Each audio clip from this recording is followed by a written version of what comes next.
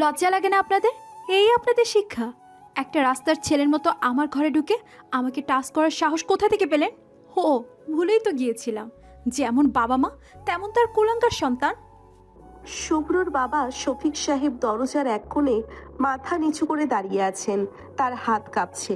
মা রাবিয়া বেগম শাড়ির আঁচল মুখে চেপে ফুপিয়ে কাঁদছেন। মা অবন্তি, আমাদের মাফ করে দাও। শুভ্রর হয়ে আমি হাত জোর করছি। ও তো ছোটবেলা থেকেই একটু চঞ্চল, কিন্তু ও এমন কিছু করবে আমরা কখনো ভাবিনি। চঞ্চল? এটাকে চঞ্চলতা বলে না, এটা কি নোংরামি বলে। আর আপনি মাপ চাইছেন কোন মুখে? আপনার ছেলে তো মানুষ হয়নি, হয়েছে একটা জানোয়ার। আসলে দোষ তো আপনাদেরই, নিজের ছেলেকে শাসন করতে পারেন না, আর এখন আসছেন ছেলের হয়ে সাফাই গাইতে। শুভ্র এতক্ষণ পাথরের মতো দাঁড়িয়েছিল।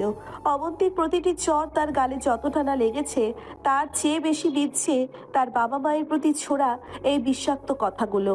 সে মূর্তির মতো দাঁড়িয়ে দেখছিল তার বাবা, যিনি কোনোদিন কখনো মাথা নত করেননি, আজ নিজের ভাতিজির সামনে অপরাধীর মতো মাথা নিচু করে দাঁড়িয়ে আছেন। শুভ্রের বাবা কাপা গলায় শুভ্রের দিকে এগিয়ে গিয়ে বলে, তুই এটা করলি শুভ্র? আমাদের মুখ দেখানোর জায়গা রাখলি না। বলেই শফিক সাহেব শুভ্রের গালে কষিয়ে একটা থাপ্পড় বসিয়ে দিলেন। বাবা একের পর এক চড় মারছেন আর বলছেন, কেন জন্ম নিয়েছিলি তুই? কেন আমাদের এত অপমানিত করলি? শুভ্রের ছোট বোন মীরা দরজার আড়ালে দাঁড়িয়ে ডুকরে কাঁদছে। তার চোখে আজ তার আদর্শ বড় ভাইটা ছোট হয়ে যায়নি, বরং তার বাবা মায়ের এই অসহায়ত্ব তাকে দুমড়ে মুড়ে দিচ্ছে। ঠিক তখনই অবন্তীর বাবা মা অর্থাৎ শুভ্রের বড় চাচা আর চাচি রুমে ঢুকলেন। বড় চাচার মুখ রাগে থমথমে করছে। থাম অবন্তী, মুখ সামলে কথা বল। শফিক তোমার ছোট চাচা, আমার ভাই।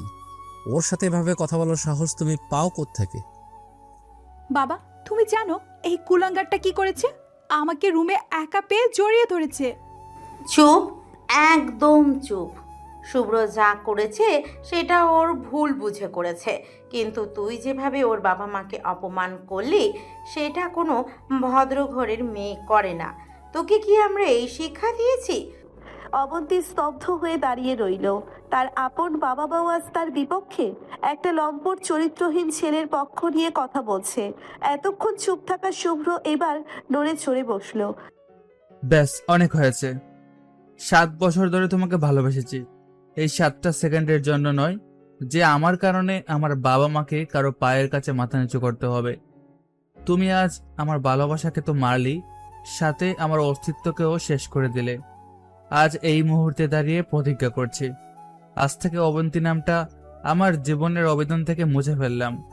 কোনোদিন যদি আমার লাশও তোমার পথের সামনে পড়ে থাকে, তবে ঘৃণা ভরে পাশ কাটিয়ে যেও, কারণ শুভ্রর ভালোবাসা যতটা গভীর ছিল, তার ঘৃণার তার চেয়েও কয়েক গুণ বেশি শক্তিশালী। শুভ্রের বাবা মা তখনও মাথা নিচু করে আছেন। শুভ্র আর এক মুহূর্ত দাঁড়ালো না, দ্রুত অবন্তীর রুম ত্যাগ করলো। শুভ্র সেই কঠোর প্রতিজ্ঞার পর বাড়ির পরিবেশটা এক নিমেষেই বদলে গেল। একই ছাদের নিচে থেকেও শুভ্র আর অবন্তী যেন দুই ভিন্ন মেরুর বাসিন্দা। শুভ্র তখন আর অবন্তীর ঘরের সামনে দিয়ে যাওয়ার সময় উকি মারে না, সিঁড়িতে দেখা হলে চোখের পলকও ফেলে না। অবন্তী যখন তীব্র ঘৃণা নিয়ে পাশ কাটিয়ে চলে যায়, তখন শুভ্র ফোনের স্ক্রিনে বা অন্য কোনো দিকে এমনভাবে মগ্ন থাকে যেন তার সামনে দিয়ে কোনো রক্ত মাংসের মানুষ নয়, স্রেফ একটা জড় পদার্থ হেঁটে গেল। এভাবেই কাটছিল দুজনের দিনগুলো। শুভ্রের বাবা মা এখন আর শুভ্রের সাথে স্বাভাবিকভাবে কোনো কথা বলে না। বাড়িতে এক অসহ্য নিস্তব্ধতা বিরাজ করছে, কিন্তু শুভ্রের জেদ তার চেয়েও বড়। সে এখন নিজেকে পুরোপুরি বদলে ফেলতে চায়। আড্ডা, হাসি আর দুষ্টুমিগুলো এখন শুধুই তার বন্ধুদের গণ্ডিতে সীমাবদ্ধ। চলুন আপনাদের শুরু থেকে বিস্তারিত খুলে বলি। অবন্তী শুভ্রের সিনিয়র চাচাতো বোন, অবন্তী শুভ্রের বড় চাচার একমাত্র মেয়ে। অবন্তী দেখতে যেমন সুন্দর, তেমনি তার অহংকারটা তার চেয়ে কয়েক গুণ বেশি। প্রায় 7 বছর ধরে শুভ্র অবন্তীকে ভালোবাসে। বছর 2 আগে একদিন সাহস করে শুভ্র অবন্তীকে তার ভালোবাসার কথা জানিয়ে দেয়। অবন্তী কোনো পাত্তা দেয়নি, বিষয়টি সিরিয়াসলি নেয়নি, কিন্তু অবন্তী বুঝতে পারেনি শুভ্র এমন এক ঘাড়তারা যেটা একবার ঠিক করে করবে সেটা শেষ না করে পিছুপা হয় না। শুভ্র প্রতিনিয়ত অবন্তীকে ভালোবাসার কথা বলে হাসি ঠাট্টা দুষ্টুমি করে থাকে। আজও পর্যন্ত অবন্তীর কোনো কথা সিরিয়াসলি নেয়নি। একই ছাদের নিচে তারা সপরিবারে মিলেমিশে থাকে। অবন্তী শুভ্রকে নিজের ছোট ভাই মনে করে, কিন্তু শুভ্র তো ভিন গ্রহের প্রাণী, যেটা বলেছে করবে সেটা করেই ছাড়বে। কিন্তু আজকে যেটা তাদের দুজনের মাঝে ঘটলো সেটা তারা দুজনের কেউ কল্পনা করতে পারেনি। অবন্তী তার রুমে আয়নার সামনে দাঁড়িয়ে সাজগোজ করছিল। শুভ্র অবন্তীর রুমের সামনে দিয়েই যাচ্ছিল। অবন্তীর রুমের দরজা খোলা। যাওয়ার সময় শুভ্র অবন্তীর রুমে তাকাতেই আয়নাতে অবন্তীকে দেখে আবারও ক্রাশ খেয়ে যায়। শুভ্র কোনো কিছু না ভেবে চিনতেই পেছন থেকে অবন্তীকে জড়িয়ে ধরে। অবন্তীকে জড়িয়ে ধরতেই যেন শুভ্রের জীবনে কালবৈশাখী ঝড় নেমে এলো। অবন্তী শুভ্রের থেকে নিজেকে ছাড়িয়ে মুহূর্তেই রক্তবর্ণ চোখে শুভ্রের দুই গালে কষিয়ে 4টে থাপ্পড় মারল। অবন্তীর ভেতরের অহংকারের জানোয়ারটা জাগ্রত হলো। শুভ্রকে যা খুশি বলতে লাগলো। শুভ্রের বাবা মাকে নিয়েও হাজারটা কথা শোনালো। চিৎকার দিয়ে বলতে লাগলো। মুহূর্তেই চিৎকারের শব্দে পরিবারের সবাই অবন্তীর রুমে জড়ো হলো। শুভ্রের বাবা মা ও বোন এসে হাজির। শুভ্রের সামনেই শুভ্রের বাবা মাকে যা ইচ্ছে বলে অপমান অপদস্থ করতে লাগলো। শুভ্রের বাবা মা শুভ্রকে নিজের ছেলে পরিচয় দিতে অস্বীকার করলো। শুভ্রকে শাসন করলো। শুভ্রকে চড় থাপ্পড় মারতেই থাকলো তার বাবা। অনেক কথাই শোনালো তার বাবা মা শুভ্রকে। অবন্তীর বাবা মা শুভ্রের অপমান মেনে নিতে না পেরে সকলের উপরও অবন্তীর উপর চড়াও হলো। অবন্তীর বাবা মা খুবই ভালো মানুষ, শুভ্রকে খুব ভালোবাসেন, নিজের ছেলে মনে করেন। তারাও চায় অবন্তী আর শুভ্রের 4 হাত এক করে ঘরের ছেলে মেয়ে ঘরেই থাক। শুধুমাত্র অবন্তীর ভয়ে কিছু বলতে পারে না। তারা অবন্তীকে বোঝানোর চেষ্টা করে। ছোট বোন মীরা বাবা মা ও ভাইয়ের অপমান দেখছিল আর চোখের জল ফেলছিল। বাবা মাকে অপমান শুভ্র মেনে নিতে পারবে না। শুভ্র অবন্তীকে ধমক দিয়ে প্রতিজ্ঞাবদ্ধ করে আর কখনো অবন্তীর ছায়াও মারাবে না। আজ থেকে অবন্তী নামটা শুভ্রের মন থেকে চিরতরে মুছে গেছে। এই ঘটনার পর থেকে শুভ্রের বাবা মা শুভ্রের সঙ্গে কথাবার্তা বলা একদমই বন্ধ করে দিয়েছে। শুভ্র কিছু বললে চুপ করে থাকে, কথার উত্তর দেয় না। বাকিটা তো আপনারা জানেনই। চলুন গল্পে ফিরি। পরদিন সকাল। শুভ্রের ঘরের মেঝেতে বড় একটা ট্রাভেল ব্যাগ আর ল্যাপটপ ব্যাগটা রাখা। আলমারি থেকে নিজের জরুরি কাপড়গুলো গুছিয়ে ব্যাগে ভরছে সে। গত কয়েকটা রাত তার চোখে ঘুম নেই, কিন্তু চেহারায় এক অদ্ভুত স্থিরতা। যে ছেলেটা সারাদিন সারা বাড়ি মাতিয়ে রাখতো সে এখন নিজের ছায়ার মতো নিঃশব্দ। নিচের ড্রয়িং রুমে শুভ্রর ব্যাগ নিয়ে বের হওয়ার প্রস্তুতি দেখে বড় চাচা আর চাচি এগিয়ে এলেন। বড় চাচার মুখটা থমথমে। তিনি শুভ্রের হাতটা ধরে ফেললেন। কোথায় যাচ্ছিস শুভ্র? শুভ্র মৃদু হাসলো। আমি একটা ভালো মাল্টিনেশনাল কোম্পানিতে টেকনিক্যাল মার্কেটিংয়ের জব পেয়েছি। অফিসটা এখান থেকে অনেক দূরে, প্রতিদিন যাতায়াত করতে গেলে কাজের অনেক ক্ষতি হবে, তাই অফিসের পাশে একটা ছোট ফ্ল্যাট নিয়েছি, আজই শিফট হব। শুভ্রের মা রাবিয়া বেগম আড়াল থেকে বেরিয়ে এলেন। তার চোখ দুটো ফোলা, বোঝা যাচ্ছে রাত ভোর কেঁদেছেন। তিনি শুভ্রের সামনে দাঁড়িয়ে ধরা গলায় বললেন, তোর বাবা মাকে এতটাই পর হয়ে গেল যে চাকরি পাওয়ার খুশির খবরটা পর্যন্ত আমাদের দিলি না। আজ একেবারে বাড়ি ছাড়ার সময় বলছিস? শুভ্র মায়ের চোখের দিকে তাকাতে পারল না। সে জানে এই বাড়িতে থাকলে প্রতিটি মুহূর্তে তার বাবা মাকে অবন্তীর বাঁকা কথা আর অপমানের শিকার হতে হবে। তার অস্তিত্বই যেন এখন এ বাড়ির জন্য বিশ্বের মতো। শুভ্রের বাবা শফিক সাহেব এতক্ষণ সোফায় বসে খবরের কাগজ পড়ছিলেন, যদিও একটা শব্দও তিনি পড়েননি। তিনি কাগজটা সরিয়ে গম্ভীর গলায় বললেন, যেতে দাও ওকে, ও এখন বড় হয়েছে, নিজের ভালো মন্দ বোঝার ক্ষমতা ওর হয়েছে। যেখানে তোমার শান্তি হয় শুভ্র, সেখানেই থাকো। শুধু মনে রেখো, তোমার বাবা মা আর পরিবার যেন তোমার জন্য আর লজ্জিত না হয়। ভালো থেকো, এটাই দোয়া করি। মায়ের অমত থাকলেও বাবার এই নিরুত্তাপ সম্মতির পর আর কারো কিছু বলার থাকলো না। মীরা দরজার পাশে দাঁড়িয়ে শুভ্রের যাওয়ার দৃশ্যটা দেখছিল। শুভ্র মীরার মাথায় হাত রেখে আলতো করে একটু হাসলো। মীরা শুভ্রকে জড়িয়ে ধরে কাঁদতে কাঁদতে, ভাইয়া, তুমি আমাকে ছেড়ে চলে যেও না। কাঁদিস না পাগলি, আমি আবারও আসবো। তোরা ছাড়া আমার কে আছে বল? বাবা মায়ের দিকে খেয়াল রাখিস। তারপর কারোর দিকে আর না তাকিয়ে গেট দিয়ে বেরিয়ে গেল। ঠিক আধা ঘন্টা পর অবন্তী ভার্সিটি থেকে ফিরল। বাড়ির গুমোট পরিবেশ দেখে ওর খটকা লাগলো। ড্রয়িং রুমে মা বাবাকে ওভাবে বসে থাকতে দেখে সে জিজ্ঞেস করলো, কি হয়েছে? তোমরা এভাবে মূর্তির মতো বসে আছো কেন?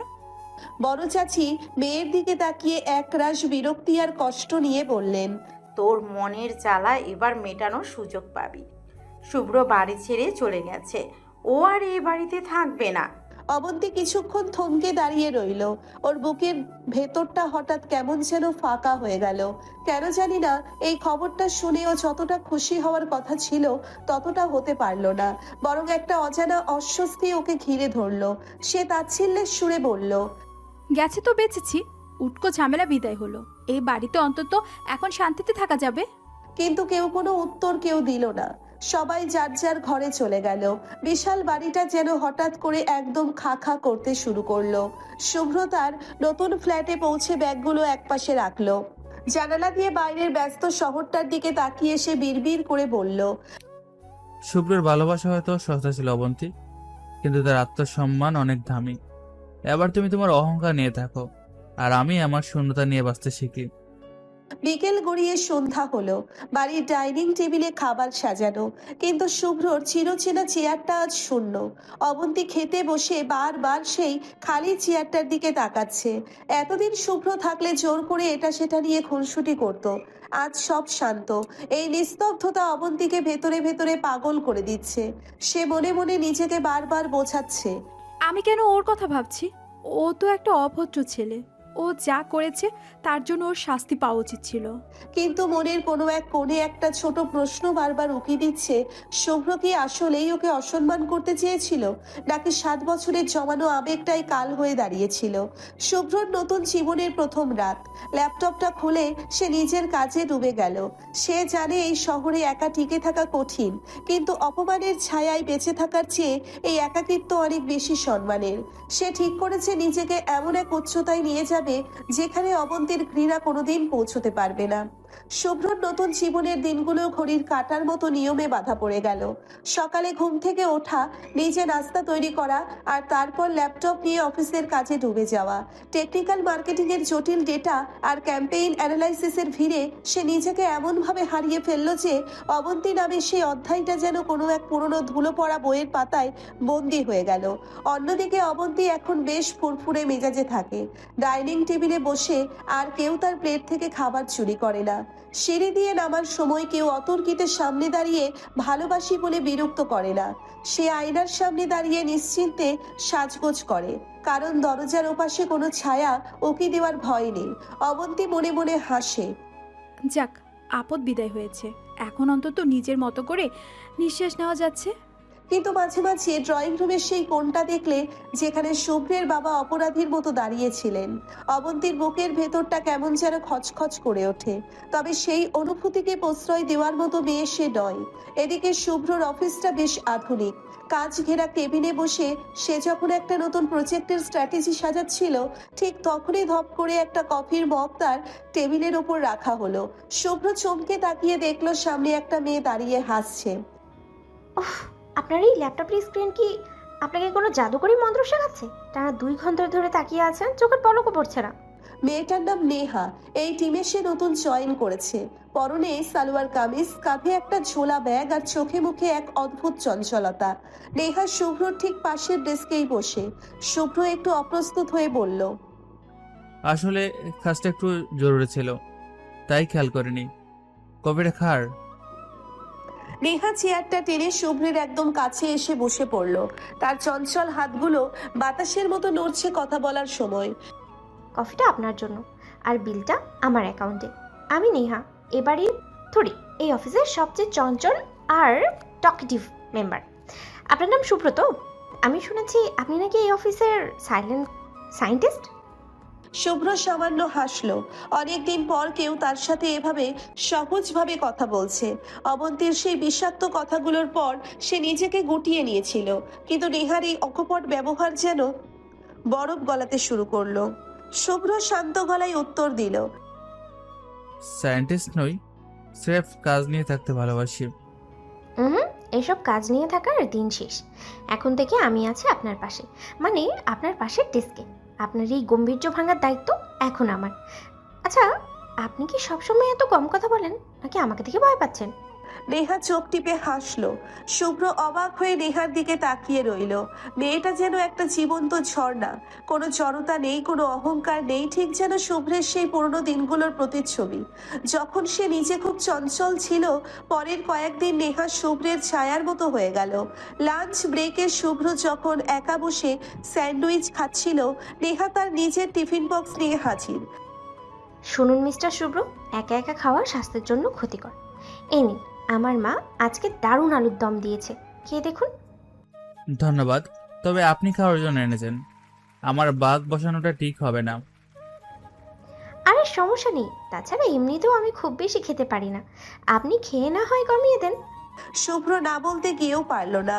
নেহার এই জোর করে খাওয়ানো বা কাজের ফাঁকে ফালতু জোকস শুনিয়ে হাসানোর চেষ্টাগুলো শুভ্রের একঘেয়ে জীবনে নতুন রং ছড়াতে লাগলো। সে বুঝতে পারলো অবন্তীর দেওয়া ক্ষতগুলো হয়তো এখনো শুকায়নি, কিন্তু নেহার এই নির্মল বন্ধুত্ব সেই ক্ষতে প্রলেপ দিচ্ছে। অফিস শেষে শুভ্র যখন বাসের জন্য অপেক্ষা করছিল, দেখলো নেহা তার স্কুটি নিয়ে সামনে এসে দাঁড়ালো। কি হলো, দাঁড়িয়ে আছেন কেন? উঠুন, আপনাকে ড্রপ করে দেই। অফিসের সবচেয়ে ভালো কলিগকে তো একটু সেবা করা যেতেই পারে। শুভ্র ইতস্তত করে বলল, না না নেহা, দরকার নেই, আমি চলে যেতে পারবো। উফ, আপনি তো কথা বলেন কেন? যা বলছি তাই করুন, তাড়াতাড়ি উঠুন, নয়তো মাঝ রাস্তায় স্কুটি থামিয়ে আপনাকে দিয়ে ধাক্কা দেওয়াবো।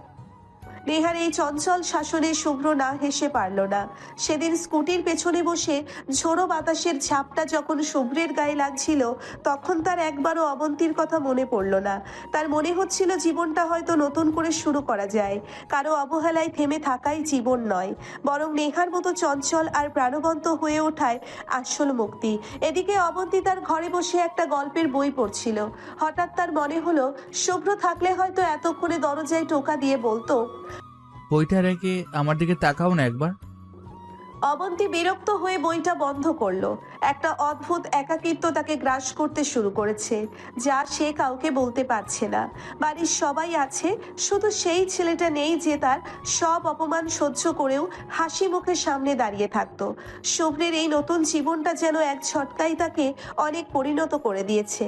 নেহার স্কুটির পেছনে বসে যখন সে শো শো শব্দে বাতাস কেটে এগিয়ে যাচ্ছিল, তখন তার মনে হচ্ছিল গত 7টা বছর সে কেবল একটা মিথ্যে মরীচিকার পিছনে ছুটেছে।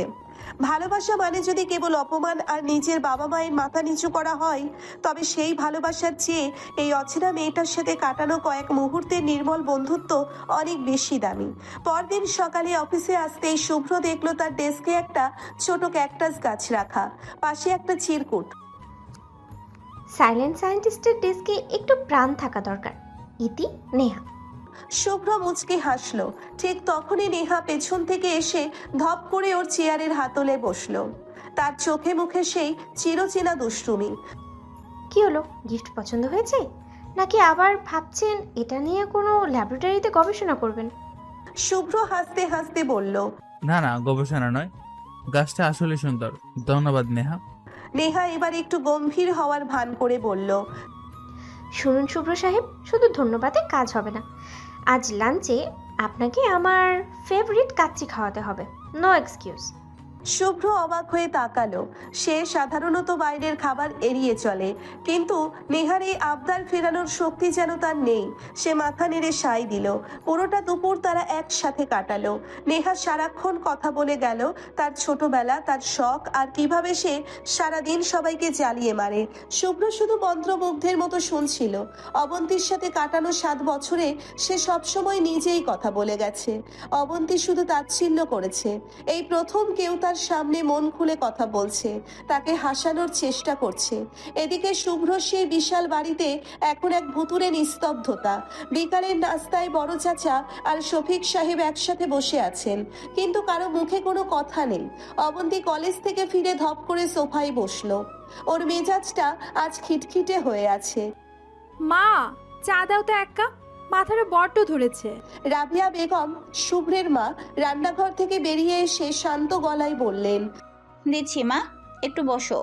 অবন্তীর কেন জানি মায়ের এই শান্ত ভাবটা সহ্য হলো না।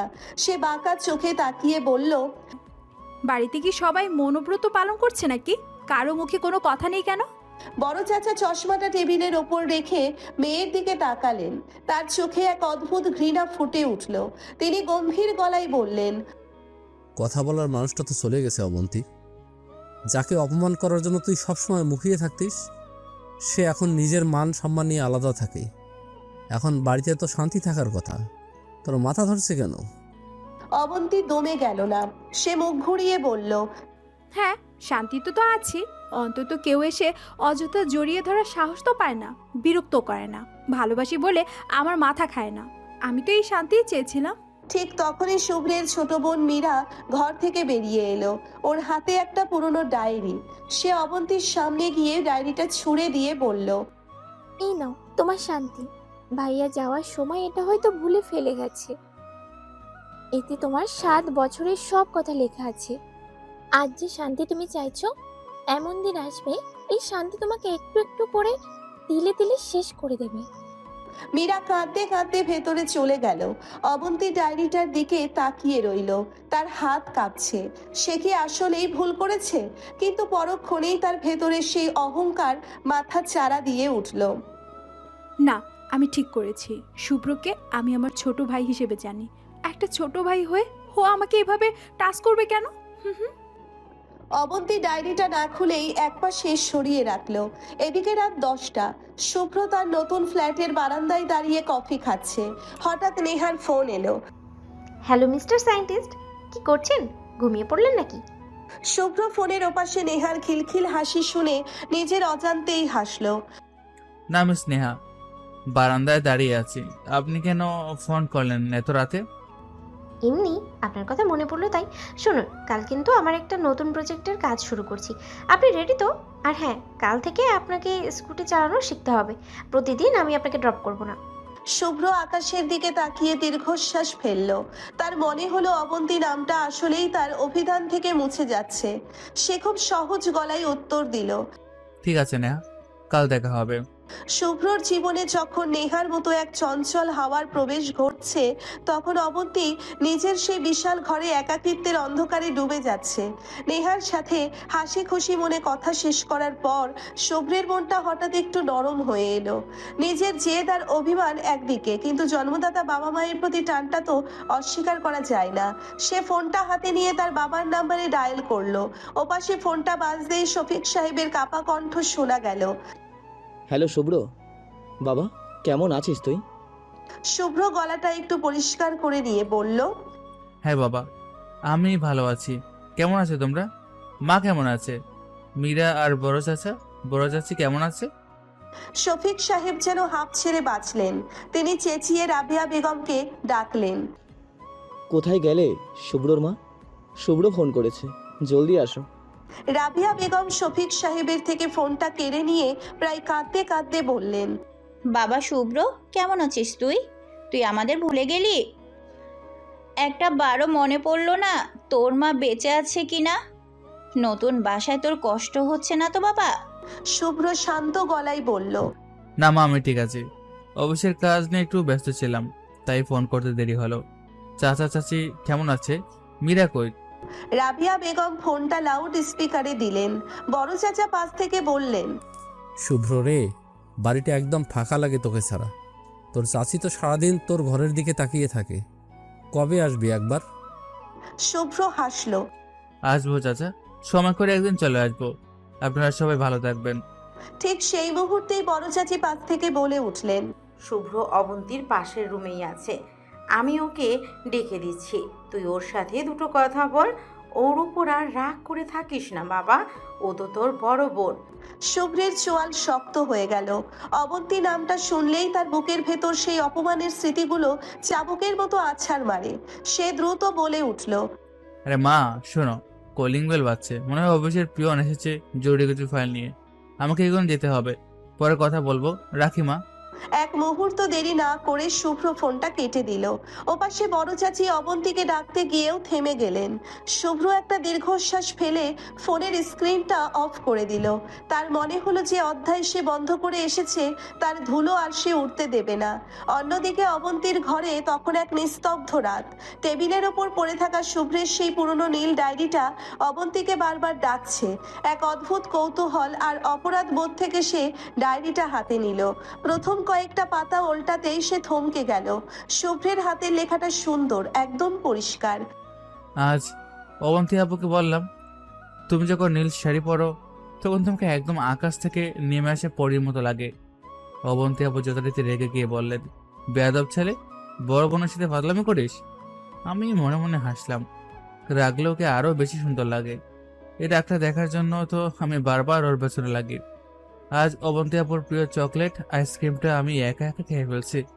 ও যখন জানলো তখন জারো দিয়ে আমাকে সারা বাড়ি দৌড় করিয়েছে। দৌড়াতে দৌড়াতে আমার দম ফেটে যাচ্ছিল, কিন্তু ওর ওই হাসি মাখা রাগে মুখটা দেখে মনে হচ্ছিল আর 10 মাইল দৌড়াতে পারি। ও জানে না ওকে রাগানোতেই আমার আসল সুখ। লেখাগুলো পড়তে পড়তে অবন্তীর ঠোঁটের কোণে অজান্তেই একটা মিষ্টি হাসি ফুটে উঠল।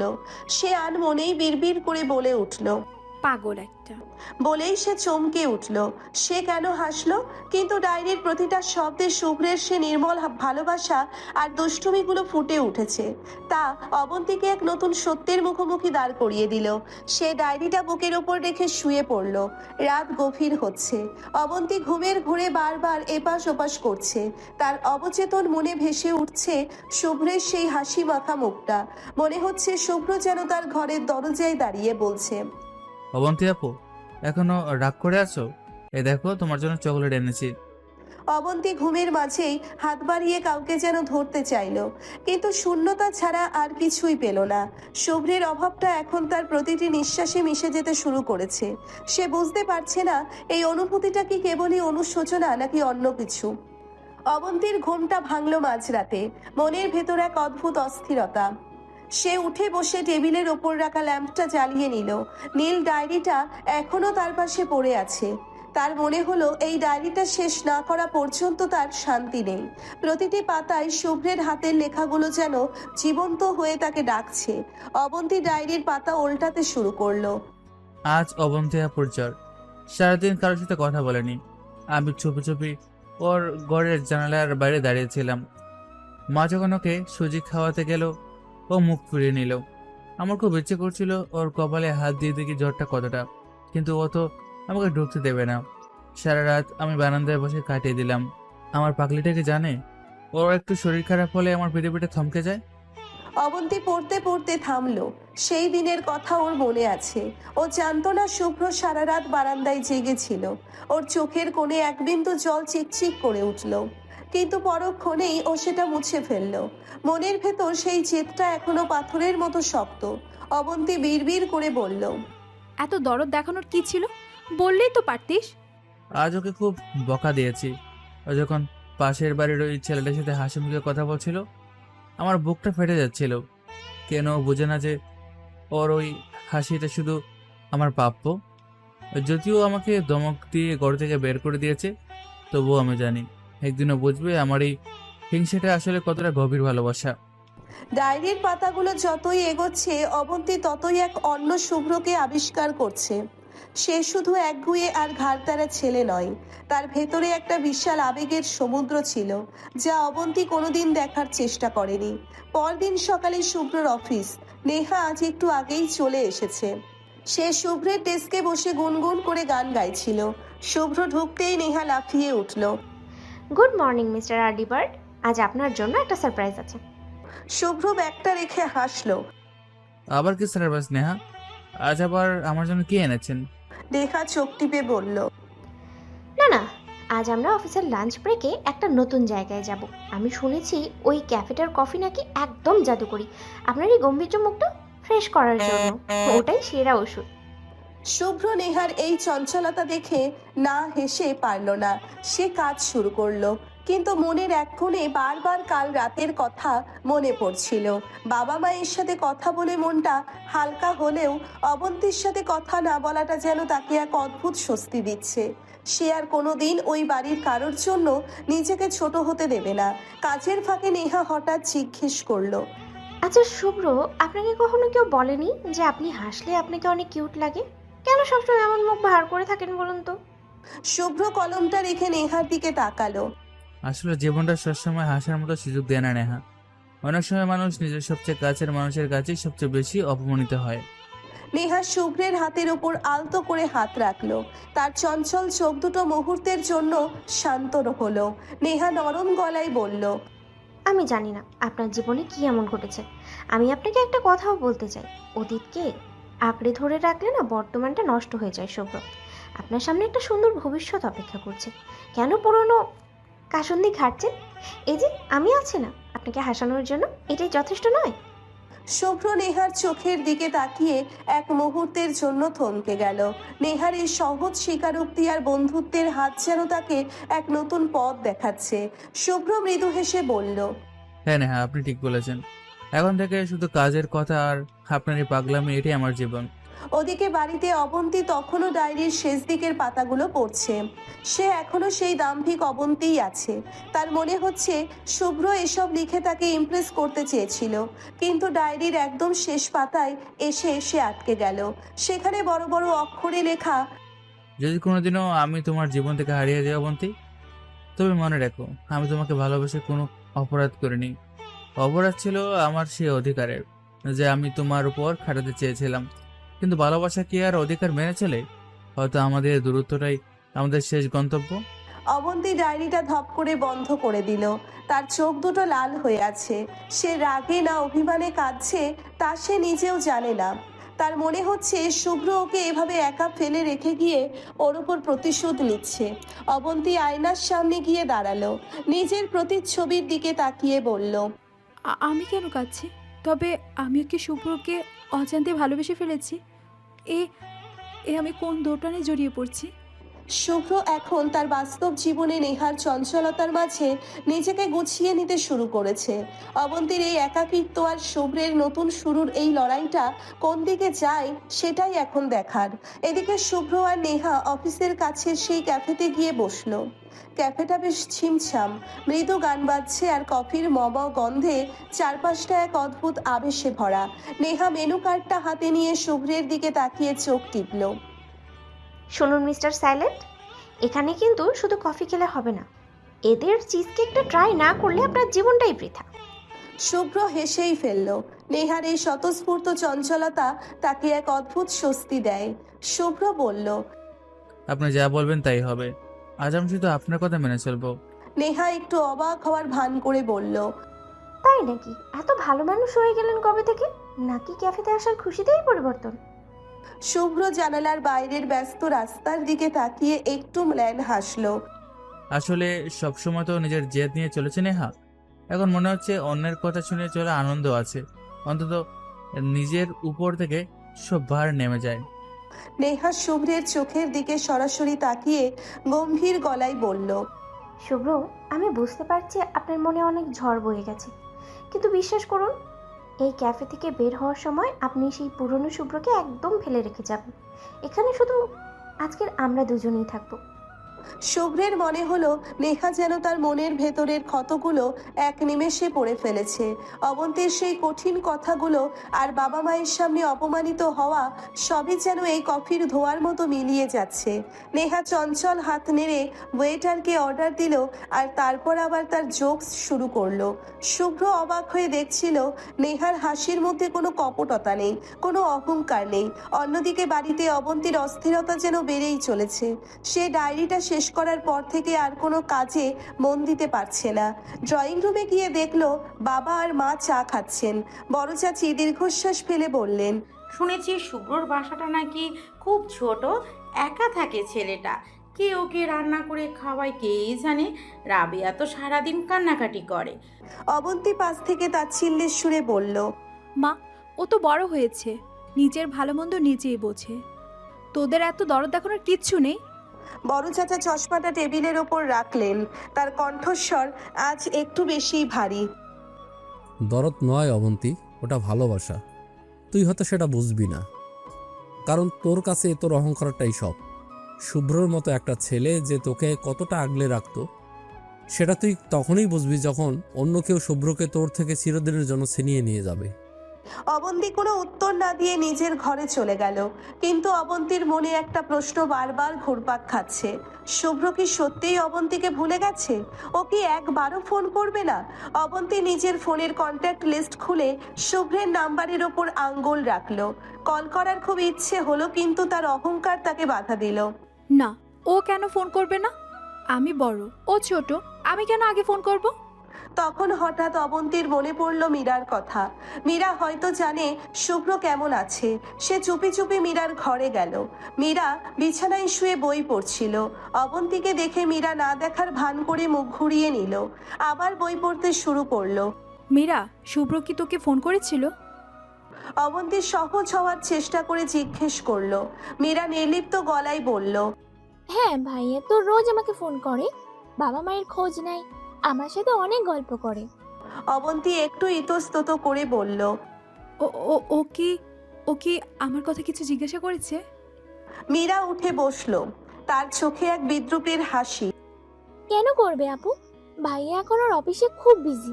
শুনলাম ওর এক কলিগ নেহা না কে যেন আছে, ওর সাথে ভাইয়া নাকি খুব ভালো সময় কাটাচ্ছে। আজকেও নাকি তারা লাঞ্চে একসাথে ক্যাফেতে গেছে। নেহা নামটা শুনেই অবন্তীর বুকের ভেতর কেমন যেন একটা মোচড় দিল। একটা অজানা হিংসে তাকে গ্রাস করতে শুরু করলো। শুভ্র আর কারোর সাথে হাসাহাসি করছে, অন্য কারোর সাথে কফি খাচ্ছে। অবন্তী রাগে গজগজ করতে করতে নিজের রুমে ফিরে এলো। তার মনে হচ্ছে কেউ তার ব্যক্তিগত সম্পত্তি চুরি করে নিয়ে যাচ্ছে, অথচ সে নিজেই শুভ্রকে নিজের জীবন থেকে ছুঁড়ে ফেলে দিয়েছিল। সে ডায়েরিটা আবার হাতে নিল। বাকি পাতাগুলো তাকে এখন পড়তেই হবে। শুভ্রের প্রতিটি স্মৃতি এখন তার কাছে অসহ্য মনে হলেও সে নিজেকে থামাতে পারছে না। শুভ্রর এই নতুন বন্ধুত্বের খবর অবন্তীর সেই পাথরের মতো অহংকারী ফাটল ধরাতে শুরু করেছে। সে জানতো না অবহেলার চেয়েও বড় কোনো শাস্তি থাকতে পারে, আর তা হলো কাউকে ভুলে গিয়ে সুখে থাকা। অবন্তী ডায়েরির পাতাগুলো উল্টাতে উল্টাতে এখন এক জায়গায় এসে থামলো, যেখানে শুভ্র তার ভবিষ্যতের একটা কাল্পনিক ছবি এঁকেছিল।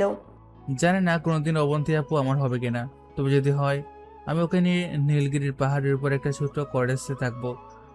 ও সকালে ঘুম থেকে ওঠে, যখন কফি চাইবে আমি তখন ওর এলোমেলো চুলগুলো ঠিক করে দিয়ে বলবো, আগে এক ছুটি হাসি দাও, তারপর কফি। ও হয়তো বরাবরের মতো বিরক্ত হবে, কিন্তু আমি জানি ওর ওই বিরক্তির আড়ালে একটা অদ্ভুত মায়া লুকিয়ে আছে। অবন্তী ডায়েরিটা ধপ করে বন্ধ করে দিল। তার বুকটা ধরপড় করছে। নীলগিরি, কটেজ, কফি, এই সাধারণ স্বপ্নগুলো শুভ্র তাকে নিয়ে দেখতো, অথচ সে মানুষটাকে দিনের পর দিন অবজ্ঞা অবহেলা করে বাড়ি থেকে বের করে হতে বাধ্য করেছে। অবন্তীর চোখে পানি চলে এলো, কিন্তু সে দ্রুত মুছে ফেললো। নিজেকে সামলে নিয়ে সে বিড়বিড় করলো, না, ও আমার ছোট ভাই। ওর ওই ভাবনাগুলো ভুল ছিল। ও যা করেছে তা ক্ষমার অযোগ্য। কিন্তু মনের এক কোণে নেহা নামটা বিঁধছে। কে এই নেহা? শুভ্র কি সত্যিই ওকে নিয়ে নীলগিরি যাওয়ার স্বপ্ন এখন নেহাকে নিয়ে দেখবে? অফিসের ক্যাফেতে শুভ্র আর নেহার আড্ডা তখন তুঙ্গে।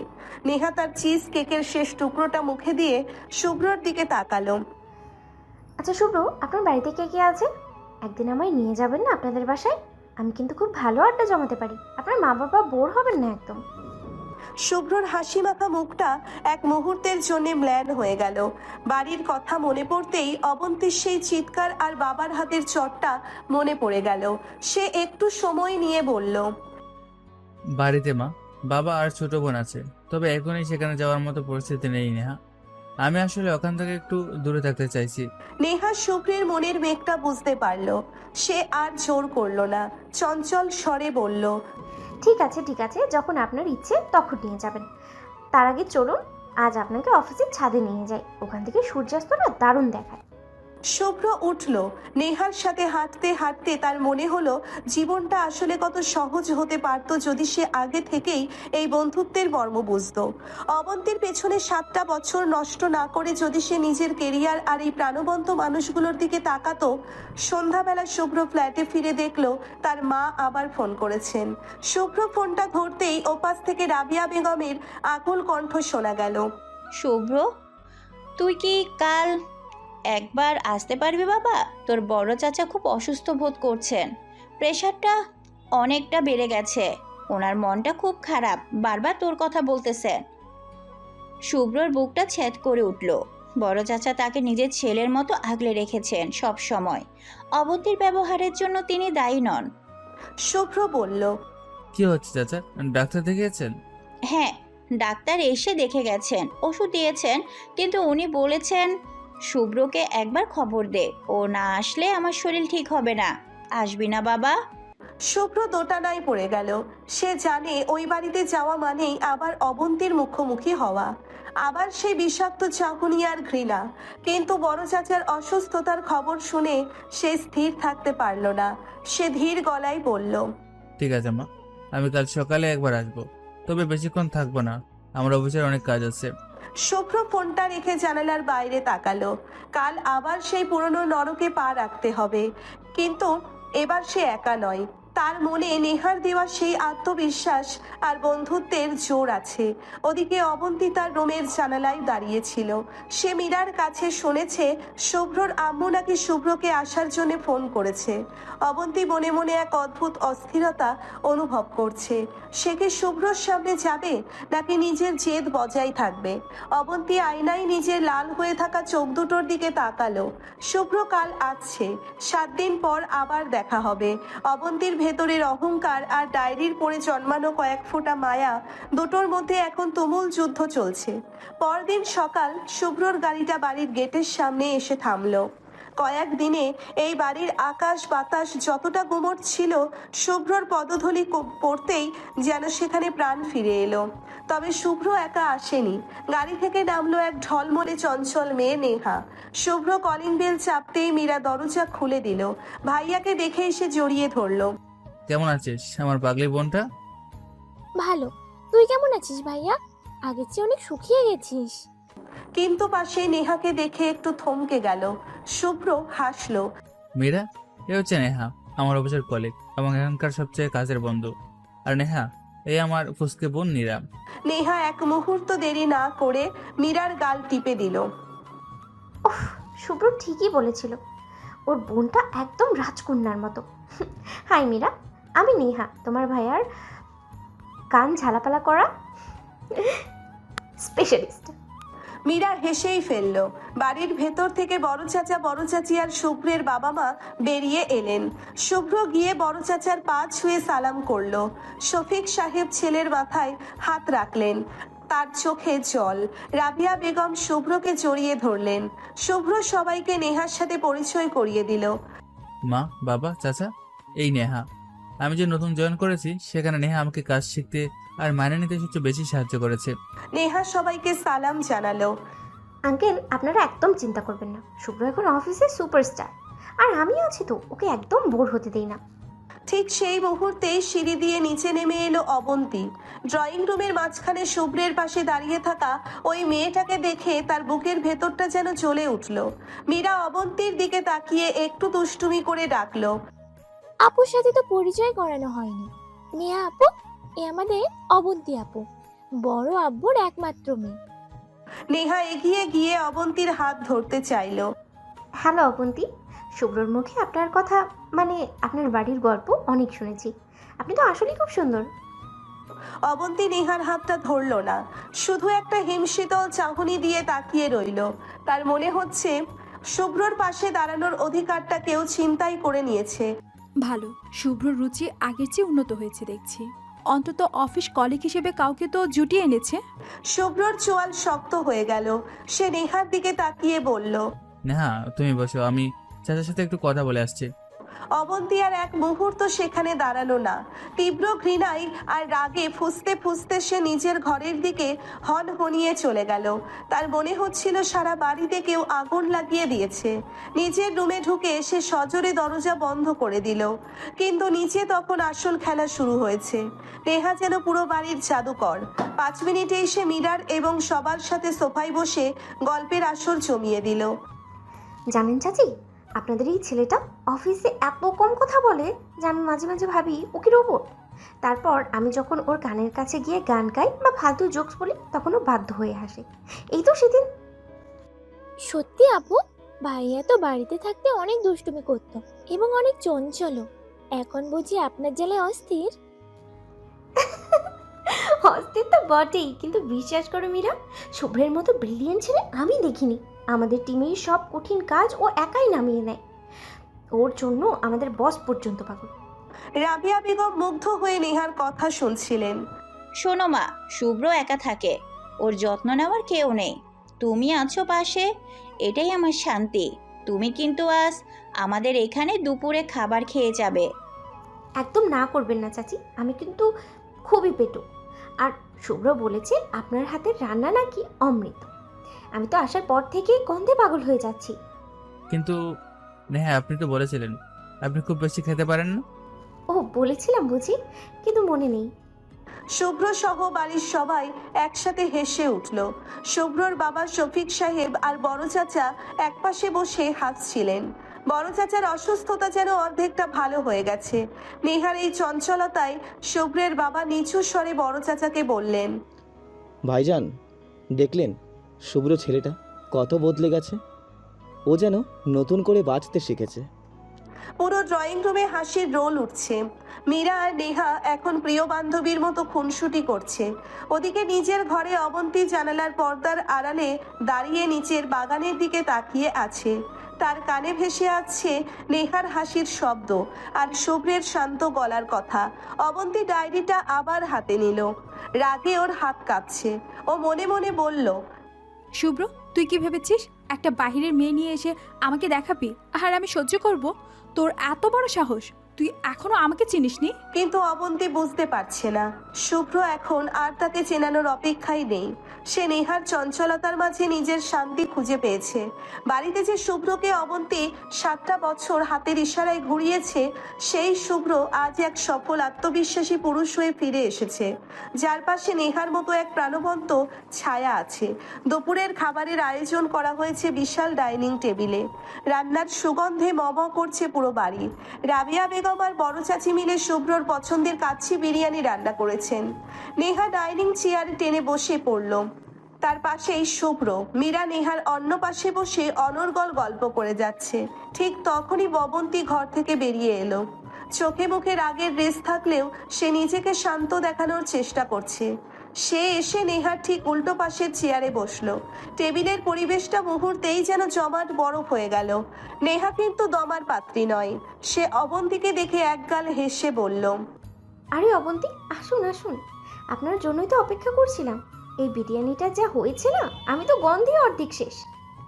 অবন্তী একটা তাচ্ছিল্যের হাসি দিয়ে প্লেটে ভাত নিতে নিতে বলল, আমাদের বাড়িতে এসব সব সময় হয়। যারা কোনোদিন ভালো কিছু দেখেনি তাদের কাছে এগুলো জাদুকরী মনে হয়, তাই না শুভ্র? শুভ্রর দিকে তাকিয়ে বলল। শুভ্র প্লেট থেকে মুখ না তুলেই শান্ত গলায় উত্তর দিল, ভালো জিনিস চেনার জন্য রুচি লাগে, শুধু প্রতিদিন দেখাই যথেষ্ট নয়। নেহা রুচিশীল মেয়ে, তাই ও গুণ বুঝতে পারছে। শুভ্রর এই সপাটে জবাব অবন্তীর মুখটা অপমানে লাল হয়ে গেল। সে ভাবতেও পারেনি শুভ্র সবার সামনে এভাবে তাকে পাল্টা জবাব দেবে। নেহা পরিস্থিতি সামাল দিতে মীরার দিকে তাকিয়ে বলল, মীরা, তোমার ভাইয়া কিন্তু অফিসে খুব কিপটে, নিজের টিফিন কাউকে দেয় না। আজ তো চাচির হাতে রান্না পেয়ে আমি ওকে ছাড়ছি না। মীরা খিলখিল করে হেসে উঠল। ঠিক বলেছ আপু, ভাইয়া ছোটবেলা থেকেই এমন। তবে এখন তো মনে হয় তোমার জন্য টিফিন বক্সও খুলে দেবে। পুরো টেবিলে হাসির রোল উঠল। শুভ্রর বাবা আর বড় চাচাও হাসছেন। বড় চাচা নেহার দিকে তাকিয়ে বললেন, মা নেহা, শুভ্রর কোনো দোষ পেলে আমাকে জানিও, আমি ওর কান টেনে দেব। একদম চাচা, আপনার নাম্বারটা নিয়ে রাখবো। ও একটু বেশি গম্ভীর হয়ে গেলেই আপনাকে রিপোর্ট করব। অবন্তী আর সহ্য করতে পারল না। সে জোরে চামচটা প্লেটে রেখে বলল, উফ, খাওয়ার টেবিলে এত সস্তা রসিকতা ভালো লাগে না। মা, লবণটা দাও তো। বড় চাচি লবণটা এগিয়ে দিয়ে নিচু স্বরে বললেন, সস্তা তো নয় রে মা, এটাকে প্রাণবন্ততা বলে। শুভ্রর পাশে এমন একটা মেয়েই দরকার ছিল যে ওর মনটা ভালো রাখতে পারে। মায়ের এই কথাটাই অবন্তীর বুকের ভিতর যেন কেউ তপ্ত সীসা ঢেলে দিল। সে দেখল শুভ্র নেহাকে পরম যত্নে গ্লাসে জল ঢেলে দিচ্ছে। যে যত্নটা একসময় শুধু অবন্তীর প্রাপ্য ছিল, আজ তা এক সম্পূর্ণ অচেনা মেয়ের দখলে। খাবার শেষে সবাই ড্রয়িং রুমে গিয়ে বসলো। নেহা আর মীরা এখন ফটো অ্যালবাম নিয়ে হাসাহাসি করছে। শুভ্র একপাশে বসে ল্যাপটপে অফিসের কিছু কাজ দেখছিল। অবন্তী দূর থেকে দাঁড়িয়ে দৃশ্যটা দেখছিল। তার মনে হচ্ছিল এই হাসি খুশি পরিবেশ থেকে সে যেন এক নির্বাসিত কয়েদি। হঠাৎ নেহা চেঁচিয়ে উঠল। আরে এই পিচ্চিটা কি একদম গোলমোল, একদম রসগোল্লার মতো। মীরা বলল, ওটা ভাইয়ার ছোটবেলার ছবি আপু। আর এই যে পাশেরটা দেখছেন, এটা অবন্তী আপুর সাথে ভাইয়ার প্রথম স্কুলের ছবি। নেহা ছবিটার দিকে তাকিয়ে মুগ্ধ হয়ে বলল, বাহ, শুভ্রকে তো তখন অনেক কিউট লাগতো, আর অবন্তী তো তখন থেকেই অনেক গম্ভীর। শুভ্র ল্যাপটপ থেকে চোখ সরিয়ে ছবির দিকে একবার তাকালো, তারপর নির্লিপ্তভাবে আবার কাঁধে ডুবে গেল। যেন ওই ছবির স্মৃতি এখন তার কাছে স্রেফ একটা পুরনো কাগজের টুকরো। অবন্তী আর থাকতে পারল না, সে গটগট করে শুভ্রর সামনে গিয়ে দাঁড়ালো। শুভ্র, আমার সাথে একটু ছাদে চল, জরুরি কথা আছে। শুভ্র মাথা তুলল। তার চোখে কোনো আবেগ নেই, শুধু এক পাহাড় সমান দূরত্ব। সে শান্তভাবে বলল, যা বলার এখানে বলো। নেহা আর আমি এখনই বেরিয়ে যাব, অফিসে একটা জরুরি মিটিং আছে। সবার সামনে বলা সম্ভব নয়, তোর যদি সামান্যতম সাহস থাকে তবে আয়। নেহা একটু অবাক হয়ে দুজনের দিকে তাকালো। শুভ্র নেহার দিকে তাকিয়ে মৃদু হাসলো, যেন বলতে চাইলো ভয় নেই। সে উঠে দাঁড়ালো এবং অবন্তীর পেছন পেছন ছাদের দিকে হাঁটা দিল। ছাদে উঠতেই বাতাসটা যেন ভারী হয়ে এলো। অবন্তী ঘুরে দাঁড়িয়ে শুভ্রর চোখে চোখ রাখলো। তার দু চোখ এখন আগ্নেয়গিরির মতো চলছে। লজ্জা লাগে না তোর? একটা বাহিরের মেয়েকে বাড়িতে নিয়ে এসে সবাইকে নাচিয়ে বেড়াচ্ছিস। আমার বাবা মাকেও তুই পটিয়ে ফেলেছিস। হুম। শুভ্র পকেটে হাত দিয়ে আকাশের দিকে তাকিয়ে একটা লম্বা শ্বাস নিল। তারপর খুব ধীর স্থির গলায় বলল, নেহা বাইরের মেয়ে নয়, ও আমার খুব ভালো বন্ধু। আর নাচানোর কথা যদি বলি, মানুষ তো তাকে দেখিয়ে নাচে যার মনে আনন্দ আছে। তোমার মতো বিষাক্ত মানুষের সাথে তো কেউ হাসতেও ভয় পায়। মুখ সামলে কথা বল শুভ্র, ভুলে যাস না আমি তোর বড় বোন। শুভ্র এবার অবন্তীর একদম কাছে গিয়ে দাঁড়ালো। তার চোখে তখন ইস্পাতের কঠিন ভাব। তুমি তো বলেছিলে তুমি আমার বড় বোন, আমি তোমার ছোট ভাই। তবে আজ কেন তোমার তো হিংসা হচ্ছে? কেন তোমার সহ্য হচ্ছে না যে শুভ্র অন্য কাউকে নিয়ে সুখী? অবন্তী স্তব্ধ হয়ে গেল। শুভ্রর এই রুদ্র মূর্তি সে আগে কখনো দেখেনি। শুভ্র আবার বলতে শুরু করলো, নেহা, আমার জীবনে আসার পর আমি বুঝেছি ভালোবাসা মানে কুকড়ে থাকা নয়, ভালোবাসা মানে মুক্ত পাখির মতো ঘোরা। আজ আমি মুক্ত। আজ থেকে এই বাড়িতে আমি আসবো শুধু আমার বাবা মা আর আমার পরিবারের জন্য। বলেই শুভ্র আর এক মুহূর্ত দাঁড়ালো না, নিচে নেমে এলো। নেহাকে ইশারা করলো বের হওয়ার জন্য। নেহা সবার থেকে বিদায় নিয়ে গাড়িতে গিয়ে বসলো। শুভ্র একবারও পিছিয়ে ফিরে না তাকিয়ে গাড়ি স্টার্ট দিল। ছাদের ওপর একা দাঁড়িয়ে অবন্তী দেখলো শুভ্রর গাড়িটা ধুলো উড়িয়ে চলে যাচ্ছে। কেন জানি না আজ অবন্তীর চিৎকার করতে ইচ্ছে করছে না, বরং এক অজানা হাহাকারে তার ভেতরটা দুমড়ে মুচড়ে যাচ্ছে। গাড়িটা মেইন গেট পার হয়ে যেতেই অবন্তী ছাদের রেলিংটা সজোরে খামছে ধরলো। তার ফর্সা হাত দুটো রাগে আর অপমানে নীল হয়ে আসছে। শুভ্রর শেষ কথাগুলো তপ্ত শলাকার মতো তার কানে বিঁধছে। অবন্তী বিড়বিড় করে বলল, তোর এত বড় সাহস শুভ্র, আমার সামনে দাঁড়িয়ে আমাকে তুই বিষাক্ত বললি? আর ওই মেয়েটা হই নেহা, হোকে ও কোথা থেকে এলো আমাদের মাঝখানে? নিচে ড্রয়িং রুমে তখনও নেহার চঞ্চলতার রেশ রয়ে গেছে। মীরা আর বড় চাচি সোফায় বসে হাসাহাসি করছেন। মা, দেখলে তো নেহা আপুটা কত লক্ষ্মী, ভাইয়াকে কি সুন্দর সামনে রাখে। আমার তো মনে হয় নেহা আপু এই বাড়ির বউ হয়ে আসলে ঘরটা একদম আলো হয়ে থাকবে। বড় চাচি দীর্ঘশ্বাস ফেলে বললেন, ঠিক বলেছিস মীরা, শুভ্রর মতো শান্ত ছেলের পাশে এমন একটা চঞ্চল মেয়েই মানায়। দেখলি না ছেলেটার মুখে কতদিন পর হাসি ফুটেছে। আল্লাহ যা করেন ভালোর জন্যই করেন। সিঁড়ির মুখে দাঁড়িয়ে নিজের মায়ের মুখ থেকে এই কথাগুলো শুনে অবন্তীর পায়ের তলার মাটি যেন সরে গেল। নিজের মাও আজ তাকে বাদ দিয়ে নেহার প্রশংসা করছে। সে ঝড়ের বেগে ড্রয়িং রুমে ঢুকে পড়ল। মা, তোমরা কি পাগল হয়ে গেছো? একটা উটকো মেয়ে যার ঠিক ঠিকানা জানো না, তাকে নিয়ে এত মাতামাতি কিসের? হ্যাঁ, শুভ্র কি তোমাদের মাথা চিবিয়ে খেয়েছে? বড় চাচা চশমাটা নাকের ওপর ঠিক করে গম্ভীর গলায় বললেন, উটকো মেয়ে বলছিস কেন অবন্তী? ও শুভ্রর বন্ধু, আর শুভ্রর এখন যার সাথে খুশি থাকার অধিকার আছে। তুই তো চাস না শুভ্র এই বাড়িতে থাকুক।